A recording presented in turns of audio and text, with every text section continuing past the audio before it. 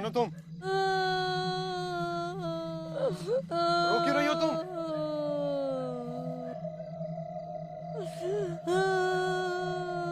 क्या हुआ तुम्हें?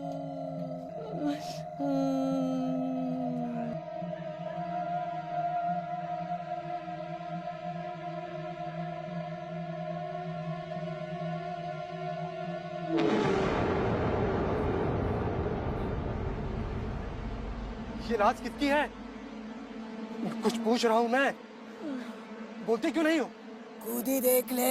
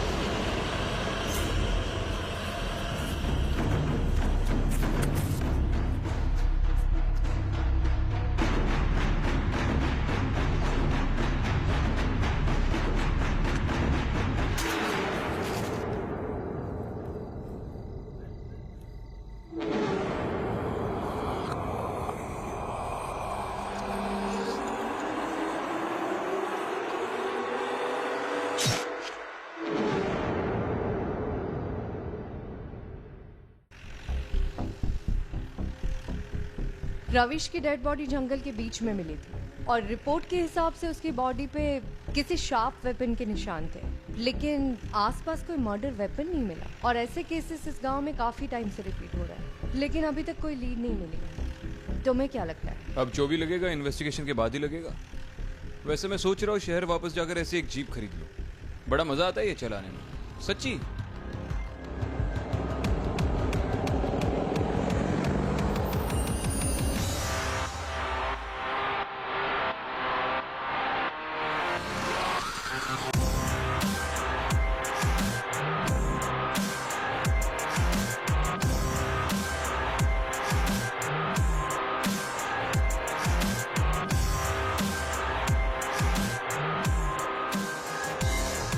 जय सर। जय। कितने बजे के करीब की बात होगी? सर रात तकरीबन 2-3 बजे के आसपास की बात लग रही है। जंगल में इतनी रात को इस रास्ते पर कोई नहीं आता सर। पता नहीं ये यहाँ क्या कर रहा था।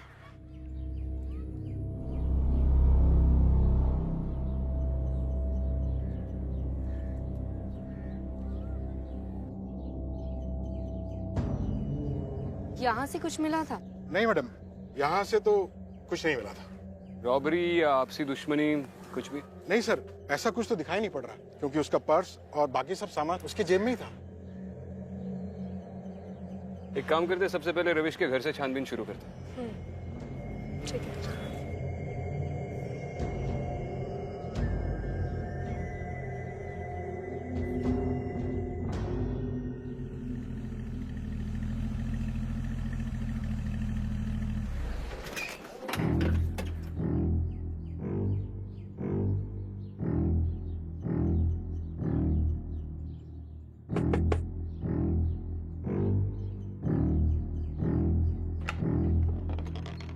जी नमस्ते, मैं विक्रांत सिंघल, एसीपी मुंबई पुलिस।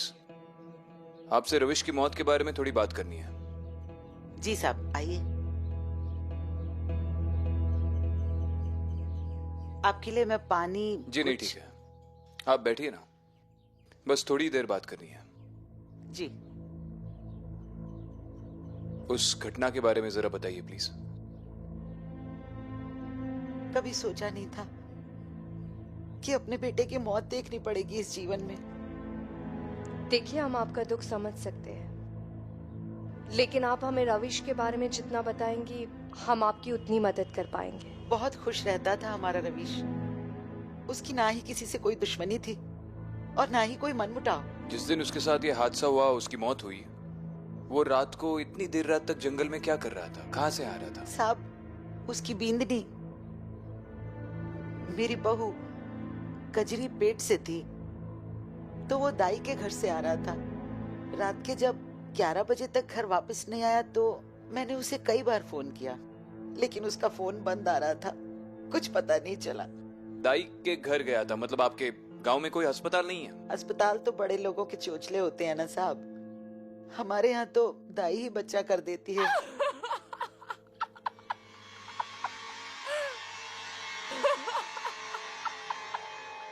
घर में और भी कोई है? वही है साहब, कजरी। जब से रविश गुजर गया है तब से उसके दिमाग की हालत कुछ ठीक नहीं है। वैसे बड़ी चौकी है हमारी बहू, लेकिन हमारी बहू की किस्मत में तो शायद कुछ और ही लिखा था। उसी रात को उसकी बच्ची गुजर गई और साथ ही साथ मेरा बेटा भी। मेरा बेटा और मेरी पोती एक ही रात में मिट्टी में समा गए। साहब हमारा तो वंश ही खत्म हो गया साहब। बहुत दुख के पहाड़ टूटे हैं हमारे परिवार पे साहब।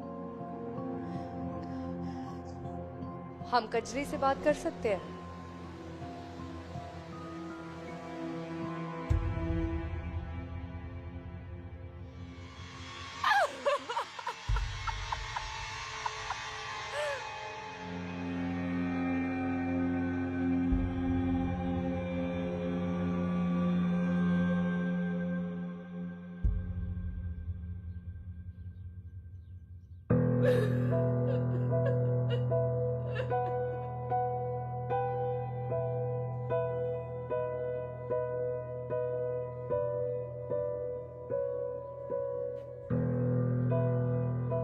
कजरी, हम लोग पुलिस है।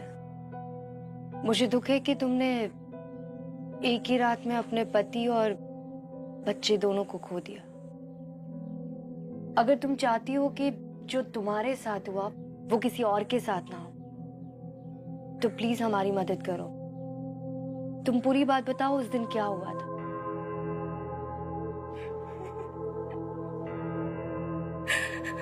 मेरे साथ ये देखो मेरी तीसरी बच्ची भी मर गई मेरे साथ। तीसरी? मेरी फूल सी बच्ची है मेरे साथ। देखो ये पैदा होते ही इस दुनिया से चली गई मेरे साथ।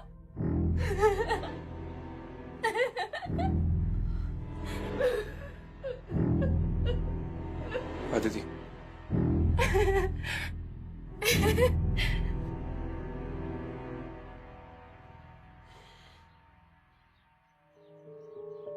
आपने हमें पहले क्यों नहीं बताया कि कजरी के इससे पहले भी 2 बच्चे मर चुके हैं? जी वो 2 कमजोरी से मर गई थी और ये तो मरी हुई पैदा हुई। कमजोरी से? जी ठीक है, आप हमें उस दाई का एड्रेस दे दीजिए, हम उन्हीं से पता कर लेंगे। रविश रात 12 बजे यहाँ से निकला। उस वक्त मैं यहीं पे थी। हमने सुना कि उसकी बच्ची मरी हुई पैदा हुई थी। हाँ, कजरी की बच्ची बहुत ही कमजोर थी। मैंने बहुत कोशिश की लेकिन कोई फायदा नहीं हुआ। इस बात से रविश को काफी सदमा पहुंचा होगा। उसका रवैया कैसा था? बहुत ही सीधा साधा आदमी था। 9 महीने अपनी बीवी की बहुत सेवा की, खाना पीना घर का काम सब में मदद करता था। लेकिन जब उसे पता चला तो बहुत दुखी हो गया। मैंने उसे घर भेज दिया। बच्ची की मौत का कारण क्या था? बहुत कमजोर थी बच्ची। मैंने उसमें जान डालने की बहुत कोशिश की, लेकिन ऊपर वाले की इच्छा के आगे किसका क्या चलता है। एक और बात, इस गांव के ज्यादातर बच्चे आप ही करती है। इतने सारे बच्चों के मरने से अच्छा है कि आप लोग उन्हें हॉस्पिटल ले जाए। अरे कैसी बात करते हैं आप? अरे 50 साल से ये काम कर रही हूँ मैं। लोग कहते हैं मुझ पर भगवान का आशीर्वाद है, भगवान का हाथ है। और ये बड़े बड़े अस्पताल बस लोगों से पैसा छीनने का काम करते हैं। किसी से भी पूछ लो, मैं कभी भी अपने काम में लापरवाही नहीं करती। अब ऊपर वाले की ही मर्जी नहीं है तो मैं क्या करती। ठीक है, दोबारा जरूरत पड़ी तो आएंगे। जयराम जी की।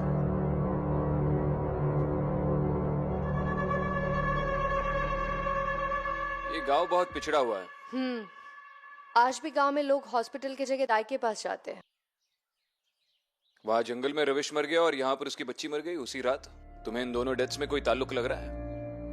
ताल्लुक हो सकता है, लेकिन जंगल में बाकी डेड बॉडीज भी तो इसी तरह से मिली है। उन सारी डेथ्स में और रविश के डेथ में तो ताल्लुक है ही, लेकिन एक बात तो तय है, इस बच्ची की मौत कमजोरी की वजह से नहीं हुई।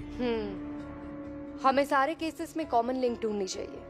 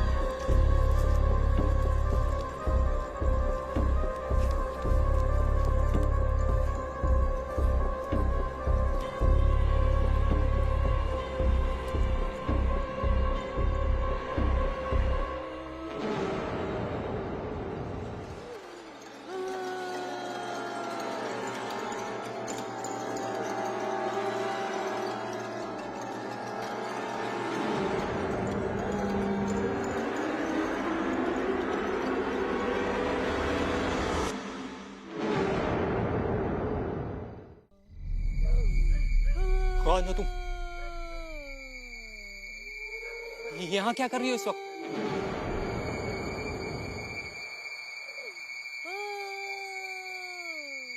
तुम रो क्यों रही हो? किसकी लाश है ये?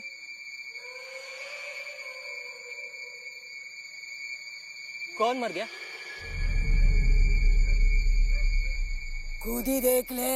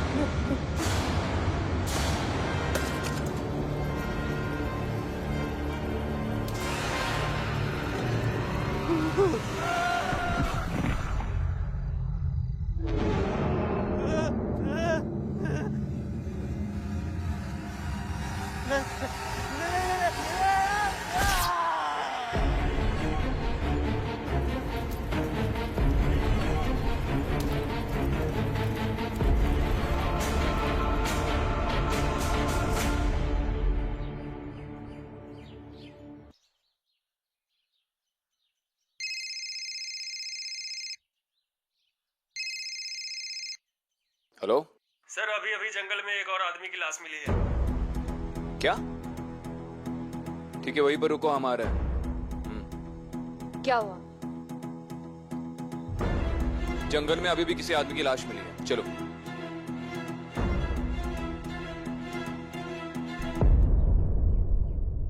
उसी तरह के घाव हैं। वार किसी नुकीली चीज से किया गया है। इसकी बॉडी को जल्द से जल्द पोस्टमार्टम के लिए ले जाइए, और रिपोर्ट बहुत अर्जेंट है। विक्रांत, यहाँ कुछ था, कुछ अजीब।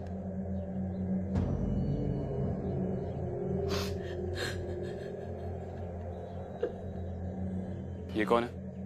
सर, इन्होंने बॉडी को आइडेंटिफाई किया है। इनका कहना है कि मरने वाला इनका भाई सुनीत है। नाम क्या है आपका? बरखा। भाई था ये आपका? हाँ सर। आपके साथ ही रहता था? नहीं सर, ये पास ही के गांव में रहता था। ये मुझसे ही मिलने आ रहा था। कल शाम को बात भी हुई थी मेरी, तो सारी रात नहीं आया सर। सुबह यहाँ जंगल में। और कौन कौन रहता था इसके घर में? इसकी पत्नी कोमल। तो वो इसकी बॉडी क्लेम करने के लिए नहीं आई? सर हमने इन्फॉर्म कर दिया लेकिन अभी तक कोई नहीं आया।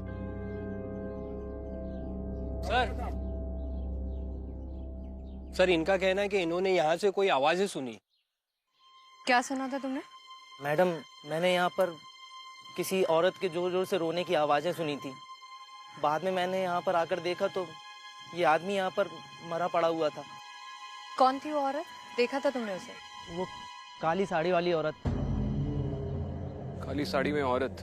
उसका चेहरा ठीक से देखा तुमने? नहीं,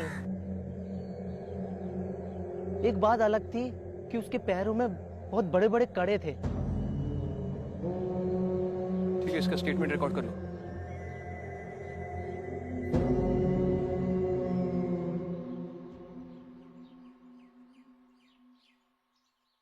अब तक ये सारे लोग मरे हुए पाए गए उस जंगल में। दीपक, सुनित, रविश और कई भी सारे लोग हैं। सबके घाव एक ही तरीके के हैं, सबकी मौत एक ही तरीके से हुई है। उस गांव वाले का कहना था कि उसने एक औरत की रोने की आवाज सुनी और औरत ने काले कपड़े पहने हुए थे। आप में से किसी ने या किसी और गांव वाले ने कभी कोई काले कपड़े पहनी हुई औरत देखी है आसपास? काले कपड़े में तो गांव के बाहर बहुत सारी औरतें हैं। रुआसियां कहते हैं उन्हें। रुआसिया? जी मैडम, जो लोगों की मैयत में रोने का काम करती है। रोने का काम? जी मैडम, गांव के बाहर इनकी बस्ती है। विक्रांत, मैं एक बार उस बस्ती में जाके पूछताछ कर लेती हूँ। ठीक है, और मैं सुनित की बीवी से जाकर मिलता हूँ जो इन्फॉर्म करने के बावजूद नहीं आई। बस्ती कहाँ है पता है ना?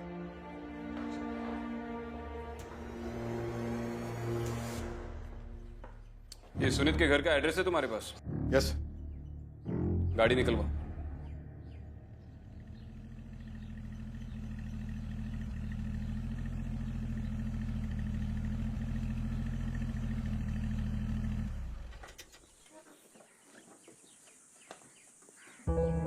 सुनिए, अरे अब सुनिए, आप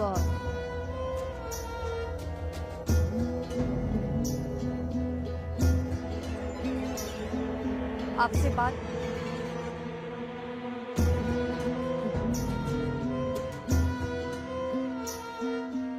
सोनी, एक काम करो, तुम इस तरफ पूछताछ करो, मैं उस तरफ देखती हूँ।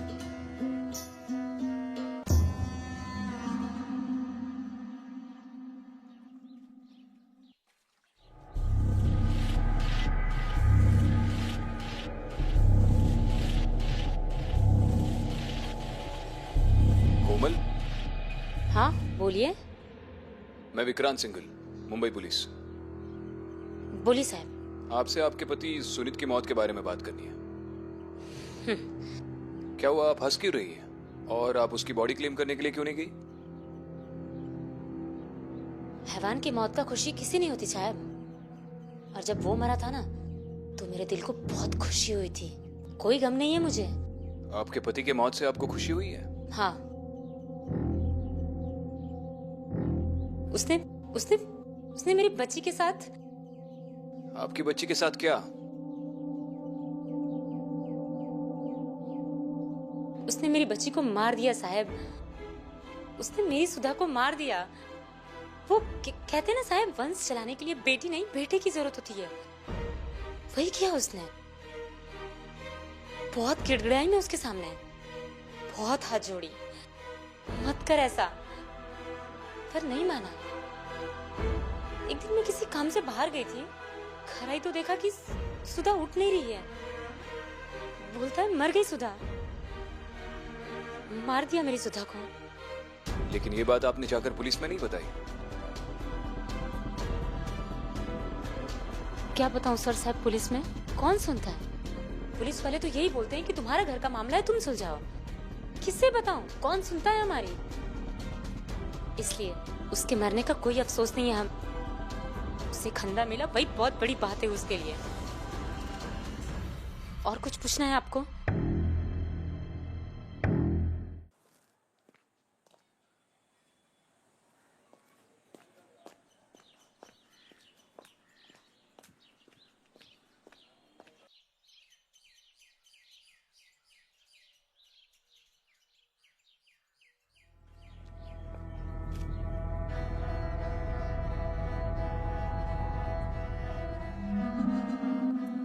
नाम क्या है तुम्हारा? पारो। पारो, तुमने इस बस्ती से काले कपड़े वाली औरत को जंगल की तरफ जाते हुए देखा है? कुछ पूछ रही हूँ मैं तुमसे। ये कुछ नहीं बोलेगी। जो पूछना है हमसे पूछिए। आप कौन? रोआसी। नाम क्या है आपका? लता। लता जी, आपने इस बस्ती से किसी काले कपड़े वाली औरत को जंगल की तरफ जाते हुए देखा है रात को? यहाँ से रात को मेरी इजाजत के बगैर कोई कहीं नहीं जाता। देखिए, इस गांव में काफी टाइम से कत्ल हो रहा है और गवाह के मुताबिक एक काले कपड़े वाली औरत रात को जंगल में जाती है और वही सारे कत्ल करती है। उसने अपनी आंखों से देखा। काले कपड़े तो बाजार में बहुत मिलते हैं। हम रुआसियों को मैयत में आंसू बहाने के लिए बुलाया जाता है, आंसू बहाने का कारण बनने के लिए नहीं। कब से कर रही है आप ये काम? क्या करोगे जानकर? देखिए, गांव में जो हो रहा है उसे रोकने के लिए मेरा जानना बहुत जरूरी है और आपका जवाब देना। कितने लोग हैं इस बस्ती में? गिन लीजिए।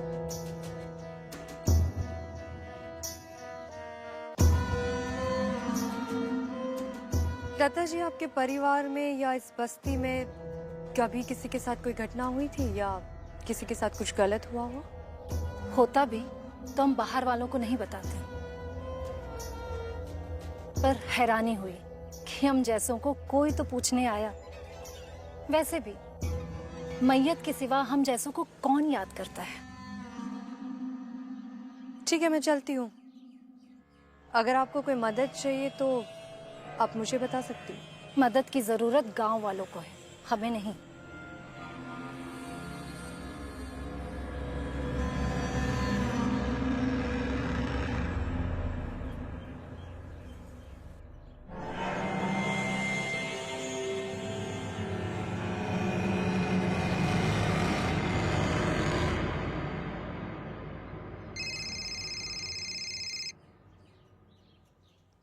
हाँ दीदी। विक्रांत सुनीत की फैमिली से मिले? हाँ, इसके इसकी कॉमन लिंक मिल गई है। सुनीत ने अपने हाथों से अपनी बेटी को मार डाला था। अच्छा। और तुम्हें कुछ पता चला? हाँ, उस बस्ती में मैं एक औरत से मिली, लता नाम था। जब मैंने उससे सवाल पूछे तो बहुत ही उल्टे सीधे जवाब देने लगी।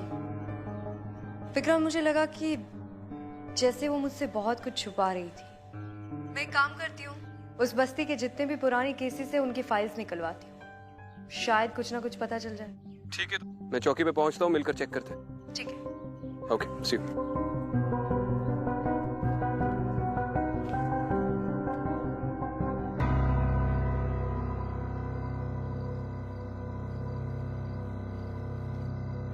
दाइमा, सब कुछ ठीक तो हो जाएगा ना? कोई परेशानी तो नहीं होगी ना? अरे निश्चिंत रहो, जितनी तेरी उम्र नहीं है ना उतने बच्चे पैदा करवाए हैं मैंने लोगों के, समझा? कुछ नहीं होगा। अरे गलती हो गई, माफ भी कर दीजिए।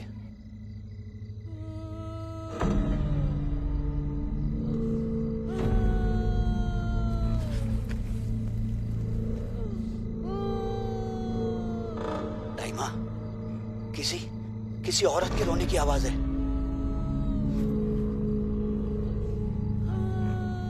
चल जल्दी जल्दी निकल, जल्दी निकल। संभल के। दाइमा, ये तो मेरी मोटरसाइकिल है। ये देखिए, चाबी भी मेरे पास है। लाइट कैसे चल रही? मुझे भी समझ में नहीं आता। चल कर देखते हैं।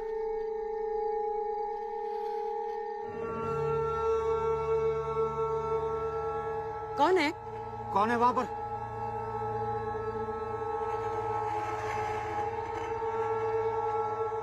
कौन है?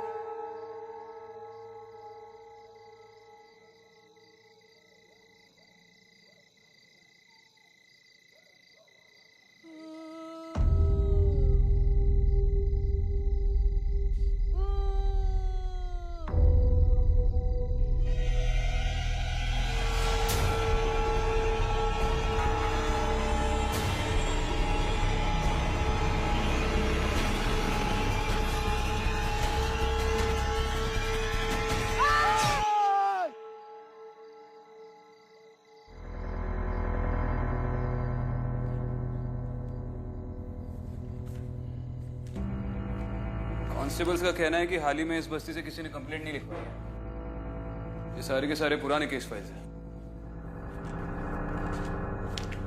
सबसे लेटेस्ट केस जो अब तक मैंने देखा है उससे भी 5 साल से ऊपर हो गया।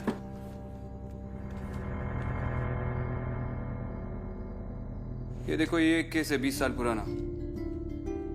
रूपा नाम की कोई रुआसी थी जिसने यहाँ के लोकल जमींदार नरेंद्र सिंह की हत्या कर दी। और जब पुलिस उसे गाड़ी से बस्ती के बाहर जेल ले जा रही थी तभी गांव वालों ने गाड़ी को रोककर रूपा की हत्या कर दी है।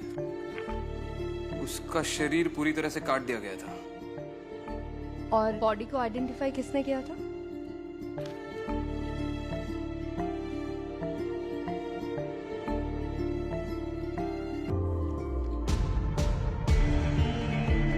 दत्ता।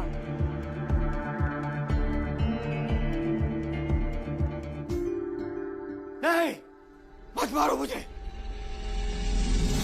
बाबा, नहीं। बाबा क्या हुआ बाबा? मत मारो मुझे। बाबा नहीं, नहीं, नहीं, नहीं। सर अभी अभी फोन आया है, जंगल में फिर से एक आदमी पर हमला हुआ है। एक और मर्डर? नहीं सर, वो जिंदा है, अपने घर पे है। चलो ठीक है, फटाफट गाड़ी निकालो। Okay sir.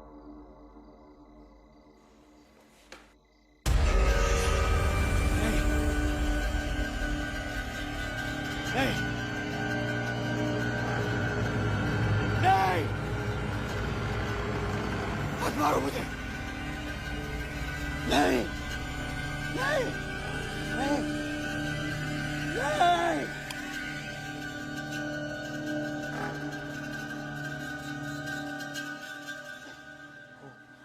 वो मुझे मार डालेगी। बाबा क्या हुआ? क्या हुआ बाबा? वो औरत मुझे मार डालेगी। कौन सी औरत? वो काले कपड़े वाली औरत। कब से चल रहा है ये सब? अभी थोड़ी देर पहले से। मेरी बीवी को ना बेटी पैदा हुई थी, लेकिन वो मरी हुई पैदा हुई और उसी का दाह संस्कार करने के बाद बाबा दाई माँ को घर छोड़ने जा रहे थे, लेकिन जब वहां से रात को लौटे तब से उनकी ऐसी हालत है। डिलीवरी के टाइम पर तुम कहाँ थे? मैं बाहर गया हुआ था। जैसे यहाँ पहुंचा तभी मुझे पता चला कि मेरी बेटी। ठीक है, ख्याल रखो अपने पिताजी का। बाबा, अदिति, इसे बिल्कुल भी भनक नहीं लगनी चाहिए कि हम सब कुछ जानते हैं, लेकिन इसे अपने गुनाहों की सजा तो मिलनी ही चाहिए, और उस दाई को भी।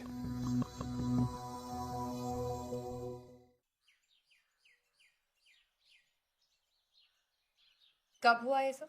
कल रात की बात है। बच्चा करवा के हम वापस आ रहे थे, अचानक हम पर हमला हुआ। किसने किया हमला?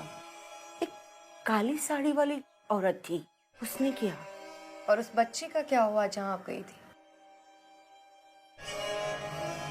वो मरी हुई पैदा हुई। मरी हुई पैदा हुई? दाई माँ, आपके हाथों लड़कियां हमेशा मरी हुई क्यों पैदा होती हैं? क्या मतलब? मतलब रविश की 3 लड़कियां थी, 3 मरी हुई, और कल रात को ये भी। अब तक कितनी लड़कियों की हत्या की है आपने? अब एक कैसी बात कर रहे हो? बात तो बाप के साथ जेल में जाके होगी। देखिए दाई माँ, ये तो आप भी अच्छी तरह से जानती है कि झूठ बोलने से कोई फायदा नहीं होगा। सब मुझे माफ कर दीजिए, मुझे माफ कर दीजिए, मुझसे गलती हो गई। मैंने किसी को नहीं मारा, मारते तो बच्चों के घर वाले ही थे। उन्हें मैं सब बोल देती थी कि बच्ची मरी हुई पैदा हुई है। सब रविश ने उसके 3 बच्चों को मार डाला। और संतोष ने? संतोष ने उसकी पोती को मार डाला। वो चाहता था उसको पोता हो जाए। सब मुझे बचा लो, सब मैंने कोई गलती नहीं की, मुझे बचा लो, सब बचा। जरूर लेकर जाइए इन्हें। सब मैंने कोई गलती नहीं की, मुझे सब मुझे बचा लो, सब मुझे बचा लो। इसका मतलब है वही लोग मरते हैं जो अपनी बच्चियों को मारते हैं। ये सब क्यों मर रहे हैं ये तो समझ में आ गया, बस पता ये लगाना है कि ये सब कर कौन रहा है। ये बात तो उस बस्ती की हिस्ट्री जानने के बाद ही पता चलेगी। पर जो भी है, मुझे लगता है कि पारो का इन सब से कोई ना कोई ताल्लुक जरूर है।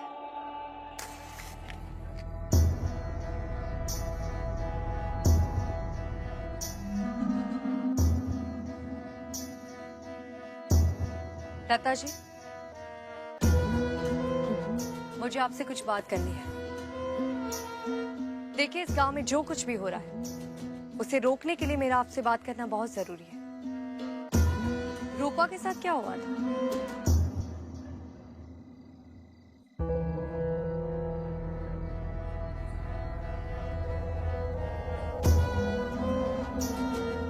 मुझे नहीं मालूम। पिछली बार भी आपने मुझसे जिस तरह से बात की थी उसी से मैं जान गई थी कि आप बहुत कुछ जानती हैं। रूपा की बॉडी आप ही ने आइडेंटिफाई की थी ना? देखिए, अभी तो मैं आपके साथ बहुत प्यार से बात कर रही हूँ। पुलिस की तरह बर्ताव करने के लिए मुझे मजबूर मत कीजिए।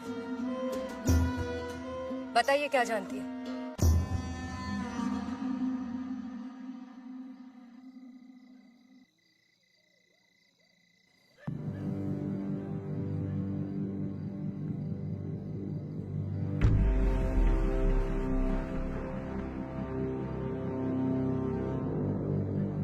पारो, तू अंदर जा।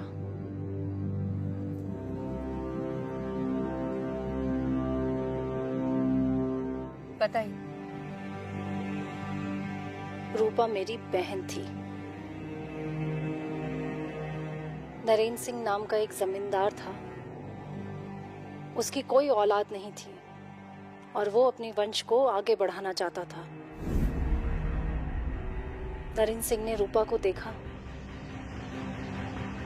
और फिर उसने अपने जाल में रूपा को फंसा लिया।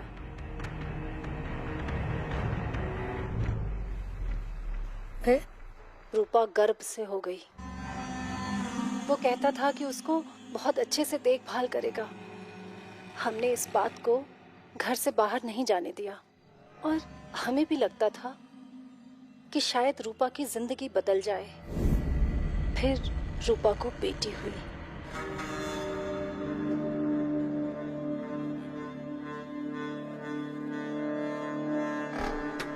नरेंद्र सिंह अपनी बच्ची को जान से मारने के लिए खुद वहां आया। कहाँ लेके जा रहे हो मेरी बच्ची को? मेरी बेटी को मतलब? नहीं, मेरी बेटी को छोड़ो। मेरी बेटी। रूपा रोई, गिड़गिड़ाई, चिल्लाई, पर उसने उसकी एक नहीं सुनी और उस बच्ची को जमीन में जिंदा गाड़ दिया।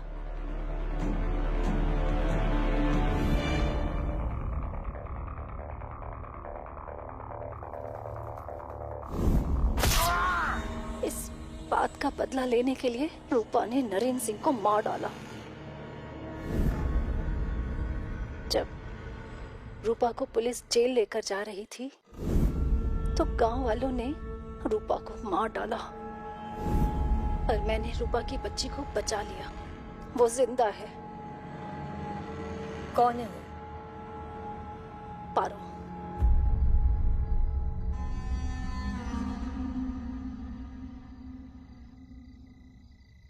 पारो रूपा की बेटी? हाँ। जब नरेंद्र सिंह ने अपनी बच्ची को जमीन में जिंदा गाड़ दिया तब मैं वहां किसी तरह पहुंची और उस बच्ची को बचाकर इस गांव से बहुत दूर लेकर चली गई। उसे वहीं पाला पोसा और सबको यही बताया कि ये मेरी बच्ची है। लेकिन फिर कुछ आर्थिक तंगी की वजह से इस गांव में हमें वापस आना पड़ा। लेकिन रूपा को अभी भी यही लगता है कि उसकी बेटी मर चुकी है, इसीलिए वो लोगों को मार रही है। उसकी आत्मा को शांति मिले इसलिए हमें एक बार उसे पारो को दिखाना बहुत जरूरी है। पर पारो को इसके बारे में कुछ भी मालूम नहीं। पारो को आपने ये सारी बातें नहीं बताई? नहीं।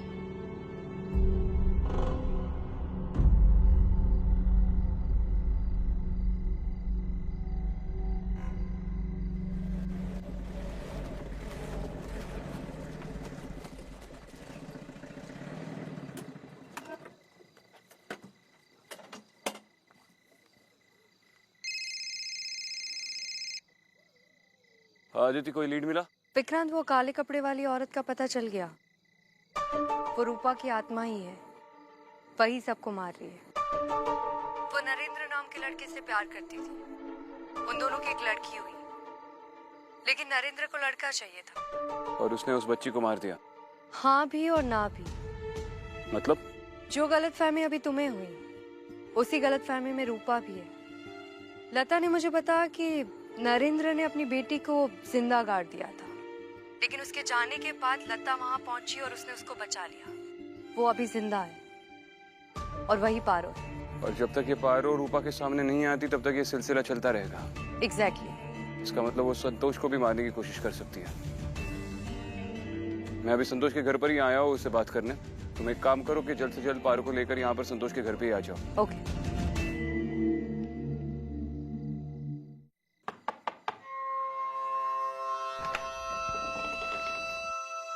जी नमस्ते। नमस्ते। तुम्हारे पिताजी से थोड़ी बात करनी है। आइए।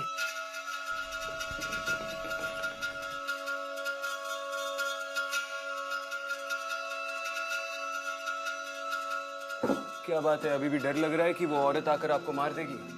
हाँ साहब, वो आएगी, वो जरूर मुझे मार डालेगी, जिंदा नहीं छोड़ेगी साहब। तो फिर संतोष जी बैठे बैठे ये भी क्यों नहीं सोच लेते कि आखिर वो औरत आपको क्यों मारना चाहती है?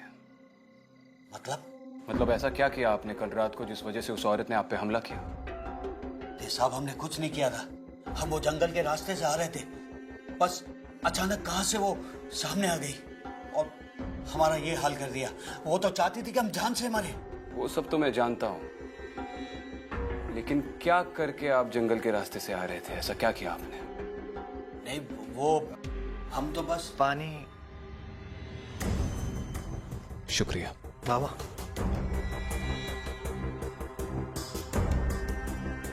खून खून क्या हुआ बाबा? सब मत पीजिए, खून है इसमें। अरे खून पिला रहा है तू, मत पीजिए साहब, मत पीजिए। किसका खून नजर आ रहा है आपको इस पानी में? अपनी पोती का? नहीं साहब, खून है इसमें, खून है, ये पानी नहीं है। बेवकूफ, खून पिलाएगा मेहमान को। क्या दफा हो जाओ यहाँ से। अरे घर में नहीं, घर के बाहर जाओ, वरना फिर मुझे खून पिलाएगा तू। क्या?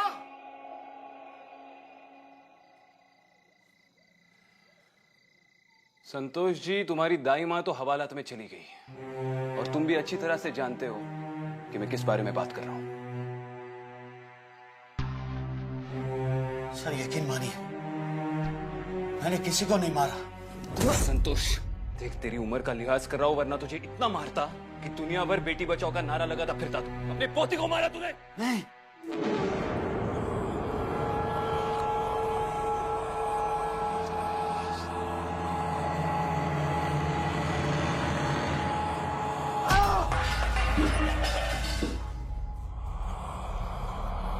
रूपा, इसे छोड़ दो। इसके किए की सजा इसे कानून देगा।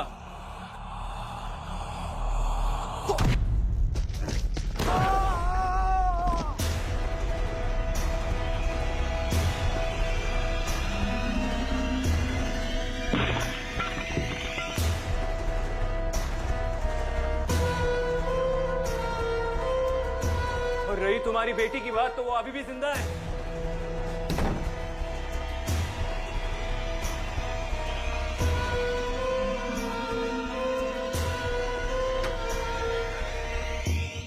रुक जा रूपा। रूपा, तुम्हारी बेटी जिंदा है।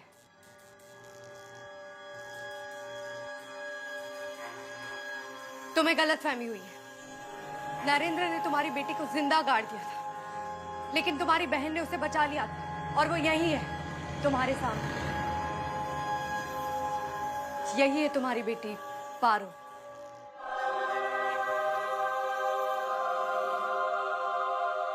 पारो,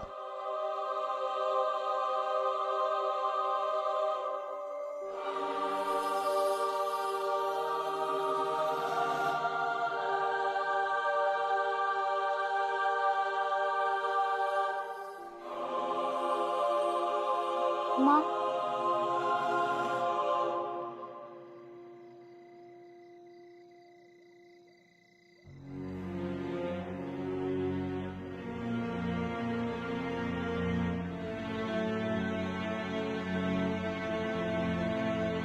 पारो, हो सके तो लता को माफ कर दे। उसने जो कुछ भी किया है तुम्हारी भलाई के लिए किया है। हाँ मुझे पता है, बचपन से माँ ने मेरा ख्याल रखा है, मुझे उनसे कोई गिला नहीं है। अच्छी बात है, चलो।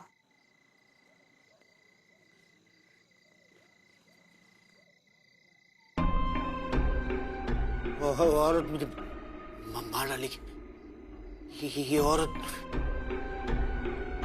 मुझे मार डालेगी, मुझे मार डालेगी।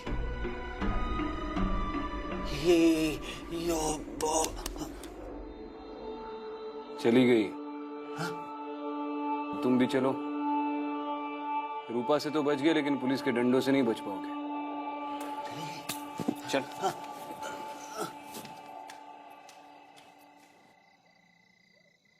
तो एसपी अदिति शर्मा, ये मिशन तो अकम्प्लिश हो गया। अब अगले मिशन पे जाने के लिए तैयार हो? कौन सा? ऐसी एक जीप खरीदनी है मुझे। ढूंढने में मदद तो करोगी ना? चले। मदद तो करनी पड़ेगी तुम्हें।